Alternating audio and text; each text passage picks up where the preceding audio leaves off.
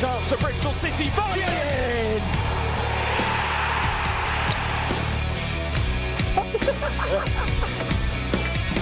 Oh, he's done it. As well as got the finish. Here goes Bell. It's a brilliant run from Sam Bell all the way!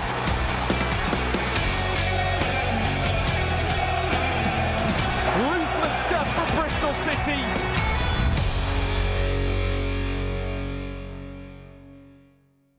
Well, after wishing all of their mothers a very happy Mother's Day before heading off down the M4, the Anglo-Welsh derby is ahead of us and Nigel Pearson's men arriving at the Swansea.com stadium. Swansea City are the hosts, with Nigel Pearson's Bristol City looking to bounce back from a 2-0 defeat on the road to fourth place Luton Town, where Carlton Morris's early header proved the difference at Kenilworth Road. Just 5 points separate today's teams. Bristol City 14th, the Swans 4 places below, so it's all to play for at the Swansea.com stadium this afternoon.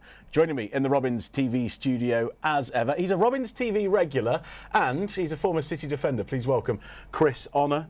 Chris, welcome back first of all. Yeah, thank you very much. Good morning. Happy Mother's Day. Yeah, happy Mother's Day.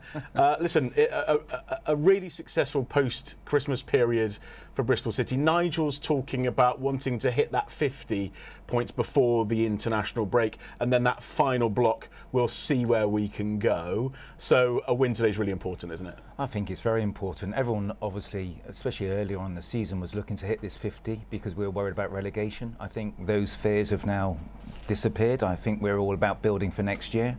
I think the higher we end up the league, the more attractive proposition we are to players coming into the club, and it also gives the fans some faith that we're moving in the right direction and the club are building something that I believe they've been building for probably maybe 4 or 5 months. There's lots of stuff that Nigel's been doing behind the scenes, and I think the future looks quite rosy.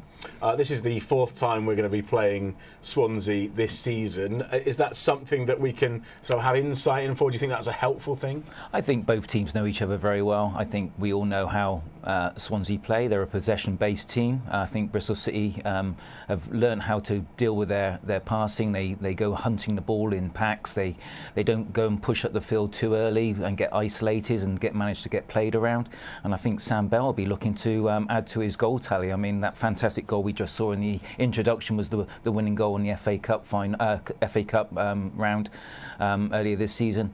You know, maybe he fancies this ground and maybe he can get another one like that. That'd be great. Swansea not having the best of it at the moment. 3 victories in all competitions since October. Mentally for Bristol City going into that, I guess that's an advantage to us. Yeah, that really surprises me because they're a really attractive team to watch. I mean, they are a possession-based, as I just mentioned. They're not afraid to play out from the back. Maybe that's where some of the mistakes have been. But if they had a centre forward, they'd be right up there. And I quite like watching them play because they take some gambles and they are attractive to watch. But yeah, if they had a centre forward, I mean, I know they got rid of one and one went to Burnley, and he's made a real difference there. He doesn't come on that often. I actually saw him in the game late last night. You know, they could be a really good side. So Bristol City got to give them the respect they deserve. Okay. All right, Chris, for now, thank you very much. You're watching Robins TV live from Ashton Gate for the championship clash between Swansea City and Bristol City. Now, Toby Osborne is our commentator for this afternoon. He's got some team news for you. But first of all, before we head to Swansea, Toby, we're heading to Prague. We are indeed, yes. A big happy birthday to one of our more regular viewers today, Ben Riley, who is watching on, as you say, Downsy in Prague and turns 46 today. So happy birthday to you, Ben. Right, to Swansea. Russell Martin lined up with a 4-3-3 in the defeat to Millwall, still defeated despite having 72% possession. He names an unchanged side today. The back four has Wales international Ben Cabango at the heart of it today, alongside Nathan Wood. The midfield three also remain with former Exeter man and long-serving Swansea player Matt Grimes between Cundall and Encham, who bagged the equaliser at Ashton Gate earlier on this season. Top scorer from last season, and danger man Joel Piero, and Liam Cundall flank former Bristol City man Liam Walsh, who lines up for what is only his 4th game of the season after a dreadful time on the sidelines with injury. Another former Red on the bench, Jamie Patterson, along with long-serving former Spurs man Kyle Norton. 3 changes for the Robins. Mehmeti, Vyman and Wells drop down to the bench. Sam Bell, Omar Taylor-Clark and George Tanner come in. Return to a back 4 for George Tanner in a side that sees Zach Viner take the captain's armband today. Omar Taylor-Clark looked impressive and not out of place when he came on at Kenilworth Road. He'll line up alongside Andy King, who was just joining the Leicester Academy, aged 15, from Chelsea the year that Taylor-Clark was born. Sam Bell comes into a front 3 that looks likely to include Sykes and Harry Cornick. A return to the bench for Duncan Idahan today, following a loan spell at Carlisle and time in the 21s. Callum Wood on the bench as well, both as defensive cover today. Right, let's hear from Nigel Pearson at the Swansea.com stadium. Nigel, let's start with the team news. A full debut for Omar Taylor-Clark. When we talked in the week, you mentioned that he'd seized his opportunities off the bench and took them in his stride. How ready is he and what will he offer? Well, we just want him to be himself, and that is a player with energy, good game understanding as well. He deserves his opportunity, and it's interesting, you know, it's like last year, I think Duncan found his way onto the bench for the first time, and Alex Scott, actually, his first inclusion in a matchday squad was 2 years ago here when we won 3-2. So, you know, it just shows you how far players can go in a relatively short period of time. We think Omar's ready. We think he gives us energy in midfield too. So yeah, great for the lad, but also it's good for us as a team too. You know, that we've got another player that we think is capable of coming through and helping the first team. Sam Bell has got very good recent memories of playing here. Yeah. Did that play a part in his inclusion? Maybe, but it's not a sentimental one at all. It's more about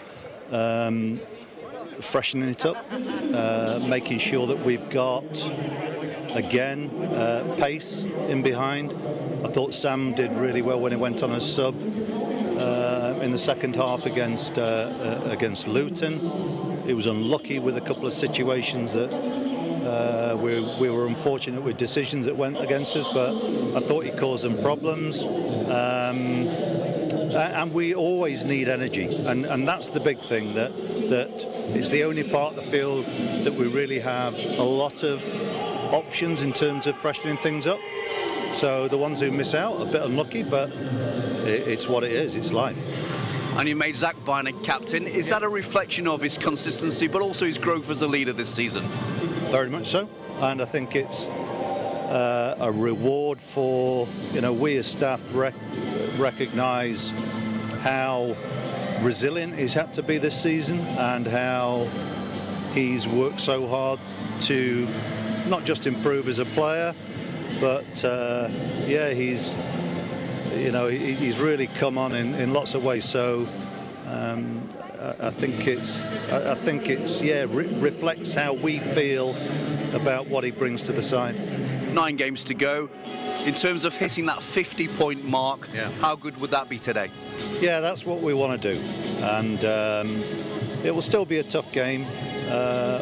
They've had a bit of a difficult spell, and we know ourselves that when you have to play through difficult games and people questioning the way that you play and obviously results, you have to deal with those frustrations. So we know they'll be fighting hard today. But look, for us, it's about us just trying to win the game for ourselves. If we get past 50 points today, we'll have had a good day, and sets us up for the last block of games. Nigel Pearson chatting there to Dave Barton at the Swansea.com stadium. So Nigel really setting out the stall there, as we were talking earlier on about that final block of games. Who's sort of standing out for you at the moment, player-wise? Who's catching your eye? Well, Nigel Pearson mentioned him. For me, I think Zach Vine has been amazing. You know, what a turnaround in his career at Ashton Gate. He's gone from someone who was, you know, near the exit door to club captain or captain in the team today. He's definitely one that, you know, we're now looking at as a mainstay in the side. And who would have thought that? If it wasn't for the brilliance of Alex Scott this year, I think he would have been voted Player of the Year. I think he's done brilliant the way he's just turned things around, and his resilience is just amazing, because I thought he'd lost all his confidence, and it's just so nice to see a young kid who I knew very well from under 14s academy football flourish into the team and do excellent, and it's great. You know, Cameron Pring's another one for me who's come back into the team, showed his resilience, not necessarily done great early on, maybe a season ago, been out, you know, 10 places on loan, but finally cemented his place in the team and doing absolutely great as well. And in terms of the team sheet, you've got your scruffy version of it. I have, yeah, it's brilliant, isn't it? Strong team today? Yeah, it's the best team Bristol City can put out at the moment. Maybe Naki Wells deserves a bit of a break. And Mehmeti, for me, is one of those players that you really want to perform at home. You're a bit concerned about him away from home because he's been given a lot more defensive duties. And I think probably Sam Bell has been given a shot in the team because of that fantastic goal, and he's got some fond memories of this ground. And listen, if he can recreate that goal again, we'll all be singing the rafters after the game. Let's hope so. Let's hope so, Chris, absolutely. for the moment, thank you very much. You're watching Robins TV. Tell you what, tomorrow is an exciting day. The brand new season tickets for the 23-24 season are released, and well, let's give you some details now on just exactly how you can secure your seat. If you're an existing season ticket holder, you can go online and get your seat for next season, or indeed any other seat which is currently available. The phone renewals start Monday the 27th of March. City members can secure a season ticket from Wednesday, and general sale begins Tuesday, March 28th.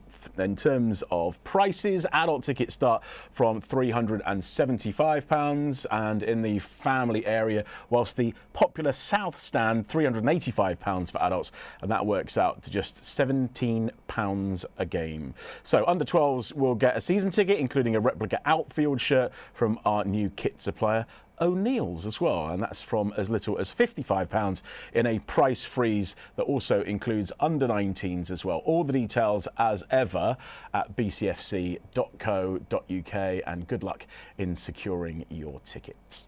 Right, time for some Bristol City action now, and Tommy Conway scored the last time these two teams met in the Championship. Let's take a look. Cundall dropping short this time. Now it's Obafemi. Swansea afforded plenty of time on the ball, but the press does come, and Conway picks the pockets of the midfielder. Continues his run, and now it's pretty much 3-on-3 for Bristol City. Conway continues into Semenyo. And my word, what a save that is from Bender. He's fired up off the back of that. Semenyo cannot believe he's missed. Yeah, I mean, that's a gilt chance there. Do we obviously praise the goalkeeper for being big? But Semenyo's got to put Bristol City 1-0 up there, I'm afraid. He's got his 3 or 4 yards out. Maybe just put it right into the roof of the net. It is an absolute fantastic save, by the way, but he will be disappointed. Is it frustrating as a player in games like if you're set out for your tactic to be a case of kind of letting Swansea enjoy a bit of possession, just as Alex Scott wins the ball back, and now it could be danger for the Swans. In goes Wells, forces another stop from Bender, and it will be another corner.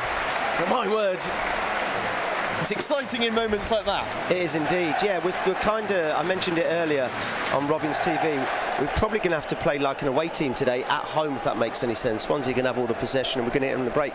Yeah, his first ever goal away at Swansea. Nice. And I think we drew 1-1 that day as well. But got good memories against Swansea for scoring anyway. Here comes City again. Chance for Conway.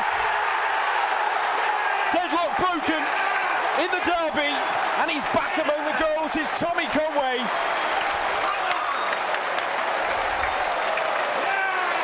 And prior to that, Bristol City 2 golden opportunities. This time, the newest star of BS3 makes no mistake, and that's 8 goals for the season now for Tommy Conway. What a finish, you know. A great little threaded ball. All he's got to do is he hasn't even got to take a touch. He hasn't got to break his stride, and that is a great finish in the bottom corner. And he deserves that. He's been a bright spark this first 20 minutes here today. Great finish, great glutton, and definitely deserved Bristol City today. Nitcham once more spots the player arriving over his shoulder. Nitcham fires at goal. Excellent block by Tanner. Still going here, Swansea. Comfortable in the end though for O'Leary. Again, Tanner with an important block there. Throws his body on the line just before the striker's about to let rip.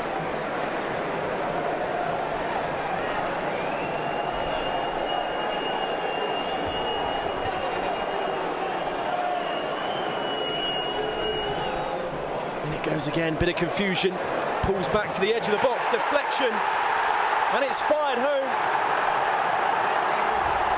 And it's the substitute, Encham, fires an absolute missile, which took a deflection, and the Swansea fans have erupted in the Atio stand.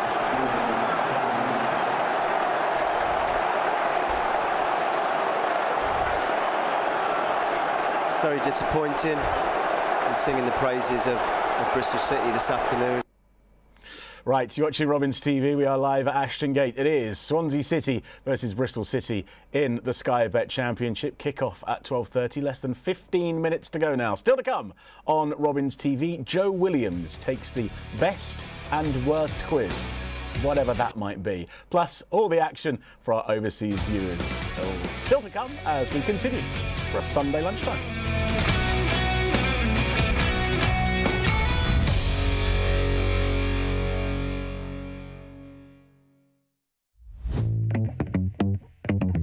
So we've got all this outdoor space here, and it's perfect for companies to come in, whether they're small or large. So we cater for maybe a team of 12 or a team of 800. They can come here, have a really positive experience and be rewarded for all their hard work in the office or whatever industry they're from. As we've got such a big company, a lot of us don't see each other. Being able for the first time to get everyone out together in one place doing an activity together was great for team bonding and boosting that morale. We can hone in on specific skills such as communication, leadership, teamwork, resilience. Here we've got a 400-metre military assault course, which is fantastic for team building. If you want a morale booster, this is the place to come.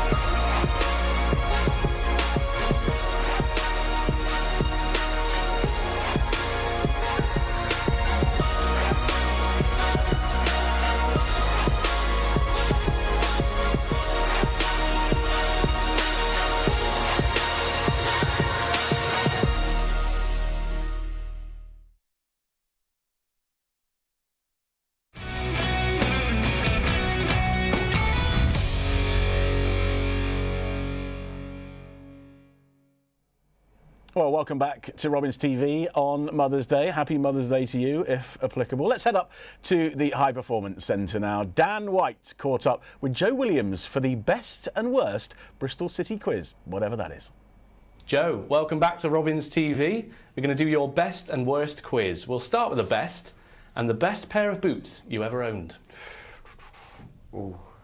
I remember a pair of Predators there with the tongue on when I was younger. Black and red ones, I'd probably say those. Probably wrong colour for you, but I was going to say it reminds me of Steven Gerrard. Yeah. Wrong side of the city for you. Who has the worst gear in the squad? Cal Naismith. Cal Naismith? Yeah. Horrific. What is the best feeling you've had on a football pitch? Probably my first ever goal, my first professional goal there. Nice. Describe it for us. Barnsley it was, so chest volley, top corner, bit of an hit and out, but yeah, it was one of my favourite ones. Sounds pretty good. Who is the worst one to sit next to on the coach? Tommy Conway farts a lot. Really? Yeah, it's okay. not good. It's not good. Calling him out there, unlucky Tommy. Who is the best celebrity you've ever met? I'd probably say Wayne Rooney. Nice. Yeah, I'd probably say Rooney. Yeah, bit of a legend for you as well, yeah. right? What is the worst part of training? Oh, warm up. I don't like warming up. No. Yeah, when it's cold as well. Yeah. What's so bad about it? It's just long. I'd just rather get the balls out. Yeah. Makes sense. What is the worst thing you've ever bought online? That's a good one, to be fair. That's a tough question. These are going to say me trainees, me 110s. I've got a pair of, well, people call them 95s, don't they? The lads always slate me for that. Obviously, I think they're the best things, but if it was down to the lads, they'd probably say a couple of me trainees. Fair enough, fair enough. And finally, what's the best thing about being a Bristol City footballer? That just the lads, you know, the training ground's brilliant, stadium's brilliant, city's brilliant, so a few things really, a few things. Obviously, fans on a Saturday, going out and trying to get results for them, so a lot of things. There's a lot of things that make it the best. Yeah. Nice, thank you, Joe. Yeah, thank you. There you go.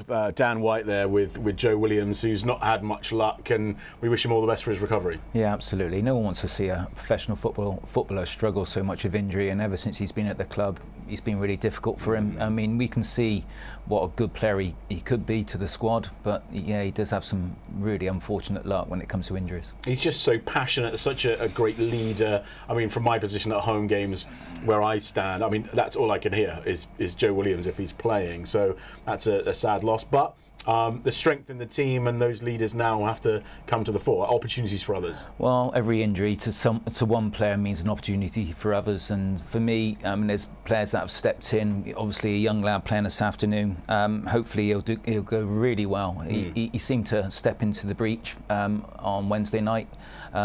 Didn't overhaul him. It was a tough game to go in. The weather was absolutely awful, and he just seems, really comfortable in that position. And hopefully, he has a good game today as well. Talking of young lads, I'm just looking back through some records here. I'll take you back to 1991, Christian Robert Honour. And you had a couple of appearances for Swansea on loan. I did. Terry Cooper at the time asked me if I wanted to go out on loan, and it was better than playing in the reserves, so I went out to Swansea. Terry Orriff took me. I played with some great lads. Terry Connor, who came to Bristol City, Chrissy Coleman, who ended up being the Welsh manager, Andrew Legg, who was another good friend of mine at the club. We had some really good times, and it made me appreciate what it was like to be a first-team player, having played at the reserves here. And it just got me ready. I think it was the 4th division at the time, and it was just a brilliant experience for a young kid, maybe 17, 18 years of age, playing first-team football every Saturday. And yeah, I mean, it didn't take them too much, sort of being semi-Welsh for that weird period of time. But also, Swansea held some happy memories for you, because was it your first goal? First and only goal for Bristol City, actually. Yeah, it was obviously the best goal of the game. It was a 5-0 victory against against Swansea. I came on as a sub. Bob Taylor had scored a hat-trick, and then some amazing goals, by the way, in that hat-trick he scored. But mine was the best. It was the fifth and last, and it was the only goal I scored. So listen, that's very fond memories. Fond memories of Swansea. Talking of which, we can see the boys warming up here. So when you're in a position like Swansea, not particularly, doing well at the moment, perhaps morale is going to be sort of slightly lower than usual. Does that make them more dangerous to us?